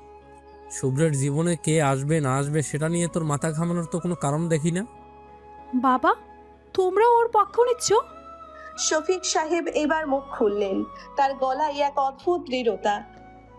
পক্ষ নেওয়ার নয় মা, আমরা সত্যিটা দেখছি। শুভ্র এতদিন তোর পেছনে ছায়ার মতো ঘুরেছে, তুই ওকে কুকুরের মতো দৌড় করিয়েছিস। আজও নিজের পায়ে দাঁড়িয়েছে, সুখী হয়েছে। এতে আমাদের আনন্দ হওয়ারই কথা। তুই বরং নিজের ঘর সামলা। অবন্তী আর এক মুহূর্ত সেখানে দাঁড়ালো না। অপমানে তার শরীর কাঁপছে। সে নিজের রুমে ঢুকে দরজাটা সজোরে বন্ধ করে দিল। টেবিলের উপর রাখা শুভ্রের সেই ডায়েরিটা তার চোখের সামনে জ্বলজ্বল করছে। সে ডায়েরিটা হাতে নিয়ে সজোরে মেঝেতে ছুঁড়ে মারল। সব নাটক, সব ওই নেহার সাজানো নাটক। শুভ্র আমাকে ভালোবাসে না মানে 60টা বছর ও আমার পেছনে ঘুরেছে, আর এখন এক সপ্তাহ অন্য কাউকে ভালোবাসবে? অসম্ভব। শুভ্র আমার, শুভ্র আমাকেই ভালোবাসে। কিন্তু মনের গভীর কোণে একটা কাঁটা বারবার বিঁধছে। শুভ্রর ওই নির্লিপ্ত চাহনি, ওই চোখে আর অবন্তীর জন্য কোনো হাহাকার ছিল না, ছিল কেবল অবজ্ঞা। ওদিকে গাড়িতে শুভ্র আর নেহা জানালা দিয়ে বাইরে তাকিয়ে গুনগুন করে গান গাইছিল।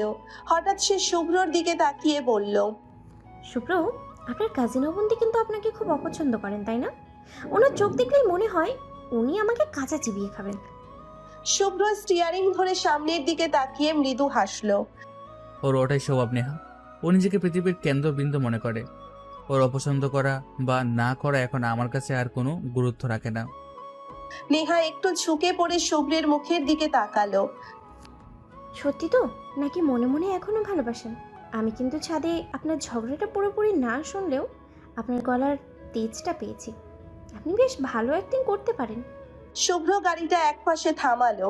সে নেহার চোখের দিকে সরাসরি তাকিয়ে খুব নরম গলায় বলল, এটা অ্যাক্টিং ছিল না নেহা, এটা ছিল আমার জন্য মুক্তি। আপনাকে পাশে দেখে আজ আমি প্রথমবার অনুভব করছি যে জীবনের মানে শুধু কারো অবহেলা হয়ে যাওয়া নয়, বরং কারোর সাথে প্রাণ খুলে হাসা। ধন্যবাদ নেহা, আজ আমার সাথে যাওয়ার জন্য। নেহা একটু লাজুক হাসলো। আরে, ফর্মালিটি করবেন না তো। আমি তো গিয়েছিলাম আপনার মায়ের হাতের বিরিয়ানি খেতে, কিন্তু এখন মনে হচ্ছে আপনার এই ফ্রিডম সেলিব্রেট করার জন্য আমাদের কাল একটা ট্যুরে যাওয়া উচিত, কি বলেন? শুভ্র হাসলো। অবশ্যই, আপনি যেখানে বলবেন সেখানে যাব। এদিকে বাড়িতে অবন্তী তখন ডায়েরির পাতাগুলো উল্টাতে লাগলো। হাতটা থমকে গেল ডায়েরির একটা ভাঁজ করা পাতায়। সে একটা শুকনো গোলাপের পাপড়ি দেখতে পেল, তার নিচে লেখা, এই গোলাপটা অবন্তী আপুর খোপায় ছিল, জ্বরে পড়ছিল সিঁড়িতে। আমি তুলে রেখেছি, হয়তো কোনোদিনও জানবে না ওর ফেলে দেওয়া জিনিস আমার কাছে কতটা দামি। অবন্তীর চোখের পানি আর বাঁধ মানল না। সে ডায়েরিটা বুকের সাথে জড়িয়ে ধরে ফুপিয়ে কেঁদে উঠল। কিন্তু এই কান্না কি শুভ্রের জন্যে মায়া, নাকি শুভ্রকে হারিয়ে ফেলার ভয়, নাকি নিজের বিশাল অহংকারটা ভেঙে চুরমার হয়ে যাওয়ার যন্ত্রণা? শুভ্র আর নেহা বিদায় নেওয়ার পর বাড়িতে যে স্তব্ধতা নেমে আসার কথা ছিল তা হলো না, বরং ডাইনিং টেবিল থেকে শুরু করে ড্রয়িং রুম সবখানে শুধু নেহার গল্প। অবন্তী নিজের ঘরে কান পেতে সেই অসহ্য হাসাহাসি আর প্রশংসা শুনছে। প্রতিটি শব্দ তার কানে গরম তপ্ত সীসার মতো বিঁধছে। মীরা অবন্তীর ঘরে ঢুকলো, হাতে একটা আইসক্রিমের কাপ, যেটা নেহা আসার সময় মীরার জন্য নিয়ে এসেছিল। মীরা খুব আয়েশ করে আইসক্রিম খেতে খেতে বলে, উফ আপু, নেহাপুটা যেমন চঞ্চল তেমন বুঝদার। দেখলে তো ভাইয়ার পছন্দ কত সুন্দর। আমার তো মনে হয় ভাইয়া এত বছর যে চুপচাপ ছিল সেটা আসলে ওই আপুটার অপেক্ষাতেই ছিল। তুই কি এখন দিনরাত ওই মেয়ের গুণগান করবি? হ্যাঁ, তোর নিজের কি কোনো পড়াশোনা নেই? একটা উটকো মেয়ে এলো আর তুই গলে গেলি। উটকো কেন হবে আপু? ভাইয়া তো বললো ও তার সবচেয়ে কাছের বন্ধু, আর মা তো বলেই দিলেন ভাইয়ার পাশে এমন একজনকেই দরকার ছিল যে ওকে হাসাতে পারে। তুমি তো ভাইয়াকে শুধু কাঁদতে শিখিয়েছিলে, নেহা আপু ওকে বাঁচতে শেখাচ্ছে। তফাৎটা তো এখানেই। মীরার এই সপাটে জবাবে অবন্তীর মুখটা অপমানে নীল হয়ে গেল। সে জানতো মীরা তাকে কত শ্রদ্ধা করত, কিন্তু আজ শুভ্রর এই পরিবর্তন আর নেহার উপস্থিতি মীরাকেও বদলে দিয়েছে। মীরা, মুখ সামলে কথা বলবি। ভুলে যাস না ওটা আমার বাড়ির ছেলে। তুই তো ওর ছোট বোন এবং আমারও। তুই এসব নোংরামি সমর্থন করছিস? নোংরামি তো তুমি করেছিলে আপু, যেদিন সবার সামনে আব্বু আম্মুকে অপমান করেছিলে। ভাইয়া তো আজ রাজপুত্রের মতো ফিরে এসেছে। আর শোনো, নেহা আপু যাওয়ার সময় আমাকে বলে গেছে সামনের সপ্তাহে নাকি ভাইয়ার অফিসে বড় একটা সাকসেস পার্টি আছে। সেখানে ভাইয়া আর নেহা আপু নাকি একসাথে স্টেজ পারফরমেন্স করবে। ভাবো একবার, ভাইয়া নাচবে আর গান গাইবে। আর কিছু না বলে মীরা চলে গেল। যাওয়ার আগে অবন্তীর কাটা গায়ে নুনের ছিটা দিয়ে গেল। অবন্তী হাত থেকে ডায়েরিটা বিছানায় ছুঁড়ে মারল। তার কল্পনায় ভেসে উঠল শুভ্র আর নেহা পাশাপাশি দাঁড়িয়ে হাসছে, আর সবাই তাদের হাততালি দিয়ে অভিনন্দন জানাচ্ছে। অবন্তীর মনে হলো তার নিজের রাজ্য কেউ একজন দখল করে নিয়েছে। পরের দিন সকালে অবন্তী নিচে নামতেই দেখলো বড় চাচি আর রাবিয়া বেগম ফোনে কার সাথে যেন খুব হাসাহাসি কথা বলছেন। হ্যাঁ মা, নেহা, শুভ্র ঠিকমতো নাস্তা করেছে তো? ও তো খুব অলস, তুমি একটু খেয়াল রেখো। তুমি আছো বলেই তো আমার দুশ্চিন্তা কম। অবন্তী আড়ালে দাঁড়িয়ে শুনল। নেহার কণ্ঠ শোনা যাচ্ছে না, কিন্তু মায়ের গদগদ চেহারা দেখে অবন্তীর সারা শরীর রিরি করে উঠল। ফোনটা রাখতেই অবন্তী অগ্নি চোখের সামনে গিয়ে দাঁড়ালো। চাচি, তুমি কি জানো ওই মেয়েটার জন্য শুভ্র কাল আমার মুখে মুখে তর্ক করেছে? তুমি পরকে আপন ভাবছো আর নিজের বাড়ির মেয়েকে পর করে দিচ্ছ। রাবিয়া বেগম একটু স্থির চোখে অবন্তীর দিকে তাকালেন, তারপর খুব শান্ত গলায় বললেন, নিজের মেয়ে বলে কোনোদিন পর ভাবিনি অবন্তী, কিন্তু তুই আমার ছেলেকে যে অপমানটা করেছিলি সেটা কোনো মা ভুলতে পারে না। আজ আমার ছেলে হাসি মুখে আছে শুধু নেহার জন্য। যে আমার ছেলের মুখে হাসি ফোটায় সে আমার আপন। পর তো তুই করে দিয়েছিস নিজেকে। অবন্তী স্তব্ধ হয়ে দাঁড়িয়ে রইল। তার চাচিও আজ তাকে এই কথা শোনালো। অবন্তী বুঝতে পারছে শুভ্রের এই অবহেলা আসলে এক বিশাল ষড়যন্ত্রের মতো তাকে চারপাশ থেকে ঘিরে ধরছে। অফিসের শুভ্র তার ডেস্কে বসে কাজ করছে। নেহা এসে ধপ করে ওর সামনে টেবিলে বসলো। কি ব্যাপার মিস্টার সাইলেন্ট, কালকের যুদ্ধের পর আজ তো আপনার চেহারা বেশ উজ্জ্বল দেখাচ্ছে। ভিক্টরি গ্রো নাকি? শুভ্র হাসলো। হতে পারে, আসলে অনেক বড় একটা বোঝা নেমে গেছে মাথা থেকে। কাল আমি বুঝতে পেরেছি যে আমি এতদিন যার জন্য অপেক্ষা করছিলাম সে আসলে কোনোদিন আমার ছিলই না। নেহা শুভ্রের দিকে তাকিয়ে একটু গম্ভীর হলো। আর এখন কার জন্য অপেক্ষা করছেন? শুভ্র নেহার চোখের দিকে সরাসরি তাকালো। তার চোখে এখন আর সেই পুরনো বিষণ্ণতা নেই। সে মৃদু স্বরে বলল, এখন আমি কারোর জন্য অপেক্ষা করছি না নেহা, এখন আমি শুধু বর্তমানটাকে উপভোগ করছি। আর এই বর্তমানে আপনি আছেন, এটাই আমার বড় প্রাপ্তি। নেহা একটু লাজুক হেসে উঠল। আপনি না দিন দিন খুব ফ্লার্টিং শিখেছেন। ওইদিকে আপনার কাজিন কিন্তু আমাকে মনে মনে অভিশাপ দিচ্ছে, সেটা জানেন তো?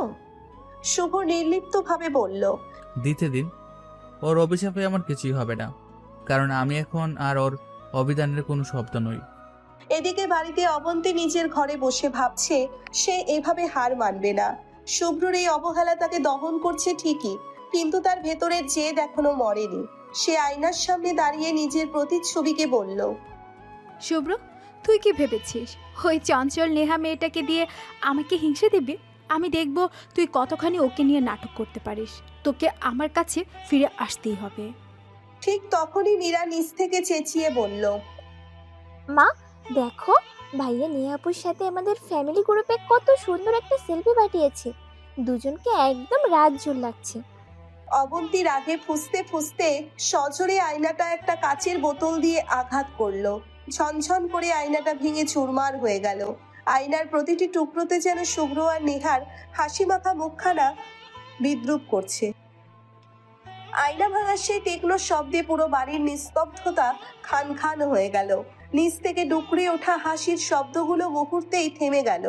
শুভ্রর বাবা, বড় চাচা, চাচি আর মীরা সবাই আতঙ্কিত হয়ে সিঁড়ি দিয়ে দৌড়ে অবন্তীর রুমের সামনে এসে জড়ো হলো। দরজা খোলাই ছিল। ঘরের মাঝখানে দাঁড়িয়ে আছে অবন্তী। তার পায়ের কাছে পড়ে আছে চূর্ণ বিচূর্ণ হয়ে যাওয়া বিশাল আয়নাটা। কাচের টুকরোগুলো হীরের মতো ঝিলিক দিচ্ছে, আর অবন্তীর হাতের মুঠো থেকে ফোঁটায় ফোঁটায় রক্ত গড়িয়ে মেঝের সাদা টাইলসে মিশছে। তার চোখে তখনও এক অদ্ভুত উন্মাদনা। বড় চাচি আটকে উঠে চিৎকার করে উঠলেন, ওরে আল্লাহ, অবন্তী এ কি করলি তুই? হাতটা তো কেটে গেছে, শেষ হয়ে গেল, হাত থেকে রক্ত পড়ছে। বড় চাচা থমথমে গলায় বললেন, কি হয়েছে এখানে? আয়নাটা ওভাবে ভাঙলো কি করে? অবন্তী কোনো উত্তর করলো না। সে পাথরের মতো দাঁড়িয়ে রইল।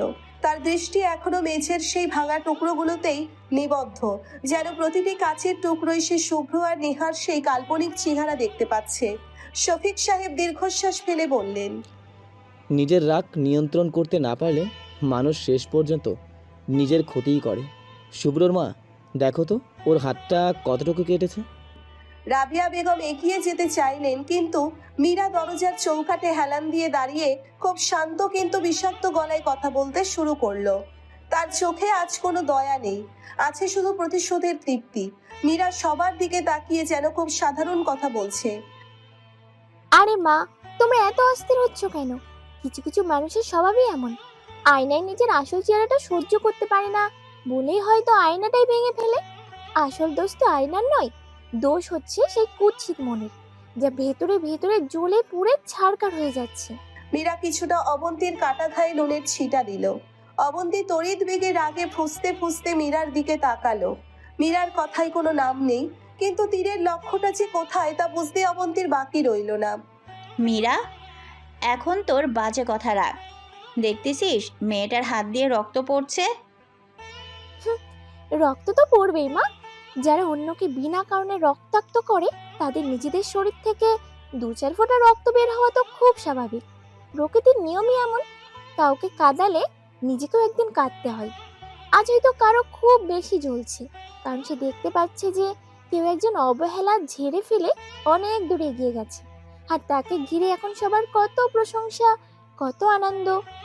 অবন্তী দাঁতে দাঁত চেপে রাগে ফুঁসতে ফুঁসতে বলল, মীরা, তুই অনেক বেশি কথা বলছিস, খুব বেয়াদব হয়ে গেছিস। বয়সে আমি তোর অনেক বড়, মুখ সামলে কথা বলবি। বেরিয়ে যা আমার ঘর থেকে। মীরা এক পাও নড়ল না। সে আরো একটু উচ্চস্বরে বলতে লাগলো, কেন যাব আপু? আমি তো এখানে দাঁড়িয়ে জীবনের একটা বড় শিক্ষা দেখছি। একটা সময় কেউ রাজসিংহাসনে বসে থাকতে অন্যকে তুচ্ছ-তাচ্ছিল্য করত, আর আজ সেই মানুষটাই আজ একাকিত্বের অন্ধকারে দাঁড়িয়ে নিজের ছায়ের সাথে যুদ্ধ করছে। আসলে যার মনে অহংকার থাকে না, তার কপালে শান্তি কোনো দিন জোটে না। সবাই এখন কত খুশি, বাড়িটা কত সুন্দর হাসি খুশিতে ভরে উঠেছে। এটা সইবে কেন? কারো কারো কাছে তো অন্যের সুখ মানে নিজের জন্য বিষ। শুভ্রের বাবা ধমক দিয়ে বললেন। মীরা, একদম চুপ, তুই নিচে যা এখন। মীরা কাঁধ উঁচিয়ে নির্বিকার ভাবে বলল, যাচ্ছি বাবা, আমি তো শুধু সত্যিটাই বললাম, কাউকে উদ্দেশ্য করে তো কিছু বলিনি। কেউ যদি গাইড এনে নেয় তবে তো আমার কিছু করার নেই। চলো মা, নিচে চলো, চা ঠান্ডা হয়ে যাচ্ছে। যার যেমন শিক্ষা সে তো তেমনই করবে, এখানে সময় নষ্ট করে লাভ নেই। মীরা এক মুহূর্তও আর দাঁড়ালো না, গটগট করে সিঁড়ি দিয়ে নেমে গেল। যাওয়ার সময় তার ঠোঁটের কোণে লেগেছিল এক বিজয়ী হাসি। সে জানে আজ অবন্তীর কাটা খায়ে নুনের ছিটাটা ঠিকঠাক জায়গায় লেগেছে। বড় চাচি তড়িঘড়ি করে ফার্স্ট এইড বক্স নিয়ে অবন্তীর হাতের ব্যান্ডেজ করতে বসলেন। অবন্তীর যন্ত্রণায় উফ করে উঠল, কিন্তু সেই শারীরিক যন্ত্রণার চেয়ে মীরার করা প্রতিটি শব্দ তার কলিজায় গিয়ে বিঁধছিল। শুভ্রর বাবা আর বড় চাচা ঘর থেকে বেরিয়ে যাওয়ার সময় শফিক সাহেব নিচু স্বরে বললেন, ভাইজান, শুভ্র নেই বলে বাড়িটা কিন্তু একদম শান্ত হয়নি, বরং অশান্তিটা এখনও হন্য মোড় নিয়েছে। নিজের মেয়েকে সামলান, নয়তো ও নিজেকেই ধ্বংস করে ফেলবে। ঘরের ভেতরে অবন্তী একা বসে রইল। তার চারপাশটা এখন কেবল শূন্যতা আর ভাঙা কাচের টুকরোয় ঘেরা। মীরার কথাগুলো তার কানে প্রতিধ্বনিত হচ্ছে। কাউকে কাঁদালে নিজেকেও একদিন কাঁদতে হয়। অবন্তী মনে মনে ভাবল, শুভ্র, তুই আমার পুরো পরিবারকে আমার বিপক্ষে দাঁড় করিয়ে দিলি। তুই নিজে সুখে থাকবি আর আমাকে এখানে নরক যন্ত্রণায় ফেলে দিবি না। এত সহজে আমি তোকে জিততে দেব না। বড় চাচি ব্যান্ডেজটা বেঁধে দিয়ে দীর্ঘশ্বাস ফেলে রুম থেকে বেরিয়ে গেলেন। ঘরটা এখন নিস্তব্ধ। মেঝেতে পড়ে থাকা কাচের টুকরোগুলো যেন অবন্তীর চুরমার হয়ে যাওয়া অহংকারের প্রতিচ্ছবি। সে খাটের কোণে বসে নিজের ব্যান্ডেজ করা হাতের দিকে তাকিয়ে রইল। মীরার প্রতিটি কথা তীরের মতো তার বুকে বিঁধে আছে। যে মীরা তাকে আপু আপু করে পাগল থাকতো, সেই মেয়েটা আজ তাকে এত বড় অপমান করার সাহস পেল কোত্থেকে? উত্তরটা অবন্তী জানে। শুভ্রই এই বাড়ির সবার মেরুদণ্ড শক্ত করে দিয়ে গেছে। নিচে তখন ড্রয়িং রুমে আবার হাসাহাসির শব্দ শোনা যাচ্ছে। অবন্তী দরজার আড়ালে গিয়ে কান শুনতে লাগলো। দেখলো মীরা আর শফিক সাহেব সোফায় বসে ফোনের দিকে তাকিয়ে আছেন। আব্বু দেখো, ভাইয়ার অফিসের ফেসবুক পেজে কি সুন্দর একটা পোস্ট দিয়েছে। ভাইয়াকে এমপ্লয়ি অফ দ্য মান্থ ঘোষণা করা হয়েছে। দেখো দেখো, ভাইয়ার কত সুন্দর একটা ছবি দিয়েছে ওরা। শুভ্রের বাবা চশমাটা ঠিক করে নিয়ে গদগদ গলায় বলে, তাই তো রে মা, আমার শুভ্রটা কত কম সময়ে নিজেকে প্রমাণ করলো, অথচ আমরা ওকে কত বকাঝকা করেছি। ওর জন্য আমার গর্ব হচ্ছে রে মীরা। মীরা একটু গলার আওয়াজ বাড়িয়ে যেন উপরে কারো কানে পৌঁছায়। আসলে আব্বু, হিরো তো কাদা মাখলেও হিরোই থাকে। কেউ হয়তো জঞ্জাল ভেবে দূরে সরিয়ে দিয়েছিল, কিন্তু জহুরি ঠিকই জেনে নিয়েছে যারা ভাইয়াকে লম্পট আর চরিত্রহীন বলেছিল তাদের মুখে এখন চুনকালি পড়ার কথা। ভাইয়া তার যোগ্যতা এখন আকাশে উঠছে, আর যারা তাকে ছোট করতে চেয়েছিল তারা এখন ঘরের কোণে বসে নিজের ক্ষত গুনছে।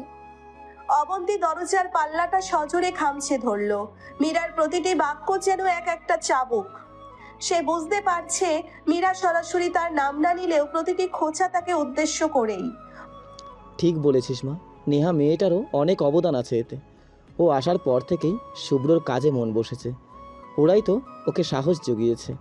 দেখলে না ছবিতে শুভ্রর পাশে নেহা কত হাসি মুখে দাঁড়িয়ে আছে। হ্যাঁ আব্বু, নেহাপু তো ভাইয়ার লাকি চাম। দুজনকে পাশাপাশি দেখলে মনে হয় মেড ফর ইচ আদার। কিছু কিছু মানুষ আছে না, যারা শুধু বিষ ছড়াতে জানে, তাদের থেকে দূরে গেলেই মানুষের উন্নতি হয়। ভাইয়া তার প্রমাণ।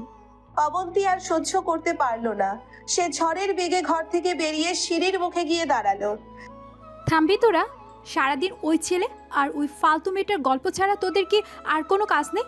একটা অফিসে চাকরি পেয়েছে বলে সে কি আকাশ জয় করে ফেলেছে? মীরা মাথা তুলে অবন্তীর দিকে তাকালো।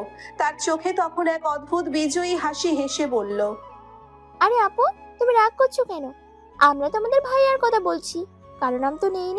তোমার যদি মনে হয় কথাগুলো তোমার জন্য, তবে সেটা তোমার বিবেকের ব্যাপার। আসলে সূর্য যখন ওঠে তখন প্যাঁচা তো চোখ বন্ধ করবে। আলো কি সবাই সহ্য হয়? শফিক সাহেব অবন্তীর দিকে তাকিয়ে গম্ভীর গলায় বললেন, অবন্তী, তুমি নিজের ঘরে যাও। শুভ্রর উন্নতিতে আমাদের আনন্দ হবেই। এটা আমাদের বাড়ি, আমাদের ছেলে। তোমার যদি খুব বেশি কষ্ট হয় তবে কান তুলে দিয়ে রাখো। অবন্তী স্তব্ধ হয়ে দাঁড়িয়ে রইল। নিজের আপন চাচা আজ তাকে এভাবে ধমক দিলেন। যে বাড়িতে সে রাজকন্যার মতো ছিল, সেখানে আজ সে উটকো আপদের মতো অবহেলিত। ওদিকে শুভ্র আর নেহা অফিসের কাজ শেষ করে বেরোচ্ছিল। শুভ্রর হাতে একটা বড় ট্রফি আর ফুলের তোড়া। নেহা তার পাশে হাঁটতে হাঁটতে অনর্গল কথা বলে যাচ্ছে। কি মিস্টার শুভ্র, টিফিনটা পেয়ে তো একদম ধরাকে সরা জ্ঞান করছেন। আমাকে কিন্তু এটা দারুণ ট্রিট দিতে হবে, ঠিক আছে? No excuse. শুভ্র মৃদু হেসে নেহার দিকে তাকালো। ট্রিট তো অবশ্যই দেবো নেহা। আপনি না থাকলে হয়তো আমি নিজেকে গুছিয়ে নিতে পারতাম না। আজ এই ট্রফিটার যতটা হক আমার, তার চেয়ে বেশি আপনার। নেহা একটু লাজুক হেসে বলল, থাক থাক, এত তেল দিতে হবে না। তবে একটা কথা বলি শুভ্র, আপনার বাড়িতে কিন্তু খবরটা পৌঁছে গেছে। আপনার বোন মীরা তো আমাকে মেসেজ পাঠিয়েছে, আপু ভাইয়ার সাথে তোমার এই ছবিটা দারুণ হয়েছে। মনে হচ্ছে বাড়িতে আপনার ফ্যান ফলোয়ার বাড়ছে। শুভ্রর মনে এক মুহূর্তের জন্য অবন্তীর কথা ভেসে উঠল। সে ভাবলো ওই বাড়িতে এখন নিশ্চয়ই কেউ বিষের আগুনে পড়ছে, কিন্তু সেই ভাবনা তাকে আর পীড়া দিল না। শুভ্র শান্ত গলায় বলল, বাড়িতে কে কি ভাবলো তাতে আমার কিছু যায় আসে না নেহা। আমি শুধু জানি আমি এখন শান্তিতে আছি, আর এই শান্তিটা আমি আর হারাতে চাই না। নেহা শুভ্রর হাতের ওপর আলতো করে হাত রাখলো। হারাতে দেব না শুভ্র। এই চঞ্চল নেহা থাকতে আপনাকে আর কেউ দমাতে পারবে না। শুভ্র আর নেহা যখন নতুন স্বপ্নে বিভোর, তখন অবন্তী তার রুমে পায়চারি করছে। ডায়েরিটা আবার হাতে নিল সে। ডায়েরির একটা পাতায় লেখা ছিল, অবন্তী আপু, একদিন তোমার এই অহংকারই তোমার সবচেয়ে বড় শত্রু হবে। অবন্তী ডায়েরিটা চাপটে ধরে মেঝেতে বসে পড়ল। মীরার বিদ্রূপ, শুভ্রের সাফল্য আর নেহার সান্নিধ্য সব মিলে তাকে এক অন্ধকারের দিকে ঠেলে দিচ্ছে। মেঝেতে তাকিয়ে অবন্তীর চোখে এক অদ্ভুত হিমশীতল ধূর্ততা খেলে গেল। অবন্তী খুব ভালো করেই জানে শুভ্র কোনো সাধারণ ছেলে নয়। শুভ্রের জেদ মানে পাথরের রেখা, যা একবার সে মনে মনে এঁকে ফেলে তা মোছার সাধ্য কারণে। কিন্তু অবন্তী তো হারের পাত্রী নয়। 7 বছর ধরে যে ছেলেটা তার পায়ের কাছে পড়েছিল, সে আজ এক নিমেষে অন্য কারো হাত ধরে নতুন আকাশ দেখবে, তা সে হতে দেবে না। অবন্তী তার ঠোঁটের কোণে এক রহস্যময় হাসি দিয়ে, শুভ্র, তুই জেদি হতে পারিস, কিন্তু তুই ভেতর থেকে বড্ড নরম। তোর এই জেদ ভাঙার চাবিকাঠি আমার কাছেই আছে। তুই আমাকে ঘৃণা করবি, কর, কিন্তু আমার থেকে দূরে যাবি সেই ক্ষমতা তোর নেই। তুই শুধু আমার, তোকে আমার কাছে ফিরে আসতেই হবে। পরদিন সকালে ড্রয়িং রুমে এক অভাবনীয় দৃশ্য দেখা গেল। অবন্তী একদম সাধারণ একটা সুতির শাড়ি পরে নিচে নেমে এসেছে। তার চোখে কোনো অহংকার নেই, মুখে সেই চিরচেনা বিষাক্ত হাসি নেই, বরং সে ম্ল্যান্ড মুখে রান্নাঘরে গিয়ে বড় চাচি আর রাবিয়া বেগমের কাছে হাত লাগালো। রাবিয়া বেগম অবাক হয়ে চাইলেন, কি ব্যাপার অবন্তী, তুই আজ রান্নাঘরে কেন? হাত তো এখনো ব্যান্ডেজ করা। অবন্তী খুব নিচু স্বরে অপরাধী গলায় বলল, চাচি, কাল সারা রাত আমি ঘুমাতে পারিনি। মীরার কথাগুলো আমার কানে বাজছিল। আমি সত্যি আপনাদের অনেক বড় অপমান করেছি, মেজাজ হারিয়ে যা তা বলে ফেলেছি। আমাকে কি মাফ করা যায় না? রাবিয়া বেগম দোটানায় পড়ে গেলেন। বড় চাচি মেয়ের এই পরিবর্তন দেখে একটু আশার আলো দেখলেন। তিনি বললেন, তুই তোর ভুল বুঝতে পেরেছিস, এইটাই বড় কথা রে মা। শুভ্রর উপর রাগ করে তুই আমাদের সাথে যে ব্যবহার করেছিলি, তাতে আমরা খুব কষ্ট পেয়েছিলাম। অবন্তী চোখের কোণে এক ফোঁটা জল এনে বলল, আমি জানি মা, আমি শুভ্রকে অনেক কষ্ট দিয়েছি। ও তো আমার ছোট ভাই। আমি ওর ওপর অধিকার খাটাতে গিয়ে সীমা ছাড়িয়ে ফেলেছিলাম। আমি চাই একবার ওর সাথে দেখা করে ক্ষমা চাইতে। ও কি আসবে না একবার? ঠিক তখনই মীরা ব্রাশ করতে করতে নিচে নেমে এলো। অবন্তীর এই নাটক দেখে তার ভ্রু কুঁচকে গেল। সে ড্রয়িং রুমের কোণ থেকে ফোড়ন কাটলো। বাপ রে, রাতারাতি দেখে শকুনি মামা থেকে একদম সীতামা হয়ে গেলে। আপু দেখো, কলি যুগেও মিরাক্কেল ঘটে। কেউ কেউ হঠাৎ করে অনেক শরীফ হয়ে গেছে। অবন্তী এবার কোনো উত্তর দিল না। সে শুধু মীরার দিকে করুণ চোখে একবার তাকিয়ে আবার কাজে মন দিল। শফিক সাহেব, শুভ্রের বাবা, খবরের কাগজটা সরিয়ে বললেন, থাক মীরা, কাউকে এভাবে বলতে হয় না মা। মানুষ মাত্রই ভুল করে থাকে। কেউ যদি নিজের ভুল বুঝতে পারে তবে তাকে সুযোগ দেওয়া উচিত। মীরা মনে মনে হাসলো। সে জানে এই বিড়াল তপস্যার পেছনে কোনো গভীর ষড়যন্ত্র আছে। সে ফোন বের করে চুপি চুপি শুভ্রকে মেসেজ পাঠালো, ভাইয়া সাবধান, বাড়িতে অবন্তী আপুর আবহাওয়া হঠাৎ অনেক বেশি শান্ত হয়ে গেছে। মনে রেখো, সুনামির আগে সমুদ্র কিন্তু এভাবেই শান্ত থাকে। ওদিকে অফিসে শুভ্র নেহার সাথে লাঞ্চ করছিল। মীরার মেসেজটা দেখে তার ঠোঁটের কোণে তাচ্ছিল্যের হাসি ফুটলো। কি ব্যাপার শুভ্র সাহেব, আপনার ফোনে কি কোনো কৌতুক এসেছে? একা একাই হাসছেন। শুভ্র ফোনটা পকেটে রেখে শান্ত গলায় বলল, না নেহা, কৌতুক নয়, একটা মজার খেলা শুরু হতে যাচ্ছে। মানুষ যখন সোজা পথে কিছু পায় না, তখন সে অভিনয়ের আশ্রয় নেয়। আমার বাড়িতে এখন তেমনি কিছু একটা চলছে। নেহা একটু কৌতূহল নিয়ে ঝুঁকে বসলো।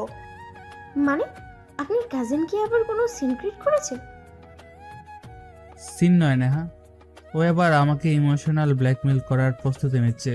কিন্তু ও জানে না যে যে শুভ্রকেও চিনত, সে শুভ্র অনেক আগেই মারা গেছে। এখন যে সামনে দাঁড়িয়ে আছে সে কেবল পাথর চিনতে জানে, কাছের কান্না নয়। নেহা হাসলো। বাহ, আমার বন্ধু তো বেশ ফিলোসফার হয়ে গেছে। তবে শুনুন, আপনি পাথর হন আর যাই হন, আমি কিন্তু আপনার সঙ্গে ছায়ার মতো আছি। এই বাড়িতে কোনো নাটক হলে আমাকে কিন্তু ইনফর্ম করবেন। ওদিকে বিকেলে অবন্তী তার রুমে বসে ফোনটা হাতে নিল। সে শুভ্রর নাম্বারটা বের করলো। সে জানে শুভ্র তার কল ধরবে না, তবুও ফোন দিল। কিন্তু ওপাশ থেকে কোনো রেসপন্স আসছে না, তাই সে একটা মেসেজ টাইপ করলো। শুভ্র, আমি জানি তুই আমাকে ঘৃণা করিস, কিন্তু চাচা হঠাৎ খুব অসুস্থ বোধ করছেন। উনি তোর সাথে কথা বলতে চাইছেন। তুই কি একবার আসবি? আমি তোকে বিরক্ত করব না, কথা দিচ্ছি। মেসেজটা পাঠিয়ে অবন্তী তার ব্যান্ডেজ করা হাতটা একবার দেখলো। সে জানে শুভ্রর একমাত্র দুর্বলতা তার বাবা মা, সে এই দুর্বলতাকেই আঘাত করবে। অবন্তী মনে মনে বলল, শুভ্র, তুই যতই দূরে থাকিস তোকে এই চৌকাঠ পার হতেই হবে। আর একবার যদি তুই আসিস তবে ওই নেহাকে তোর জীবন থেকে আমি সরাবই। শুরু তো কেবল হলো, তুই শুধুই আমার, তুই আমার ছেলে, আমারই থাকবি, তুই শুধুই অবন্তীর জন্য জন্মেছিস। অবন্তীর মেসেজটা পাওয়ার পর শুভ্রের হাতটা এক মুহূর্তের জন্য থমকে গেল। বাবার অসুস্থতার কথা শুনলে যে কোনো সন্তানের বুক কেঁপে ওঠার কথা। শুভ্ররও উঠল, কিন্তু পরক্ষণেই তার মনে পড়ল অবন্তীর এটা কোনো নতুন চাল নয় তো। শুভ্রের ফোনটা পকেটে রেখে নেহার দিকে তাকালো, তার চোয়াল শক্ত হয়ে গেছে। কি হলো শুভ্র, বাড়ির খবর নাকি? আপনার মুখটা হঠাৎই মেঘলা হয়ে গেল কেন? একটা ট্যুব এসেছে মনে হয় নেহা, বাবার অসুস্থতার খবর দিয়ে আমাকে বাড়িতে দেখার চেষ্টা করা হচ্ছে। অবন্তী পাঠিয়েছে মেসেজটা। নেহা একটু চিন্তিত হয়ে বলল, যদি সত্যি হয় আপনি কি একবার বাড়িতে ফোন করে কনফার্ম করবেন না? শুভ্র মৃদু হাসলো। কনফার্ম করব, তবে অবন্তীকে নয়, আমি মীরাকে ফোন করছি। শুভ্র মীরাকে ফোন লাগালো। ওপাশে মীরা ফোন ধরতেই শুভ্র সরাসরি জিজ্ঞেস করলো, মীরা, বাবা কেমন আছে? সত্যি করে বলবি। মীরা অবাক হয়ে বলল, বাবা বাবা তো এইমাত্র চা খেয়ে বড় চাচার সাথে বাগানে পায়চারি করতে গেলেন। কেন ভাইয়া, কিছু হয়েছে?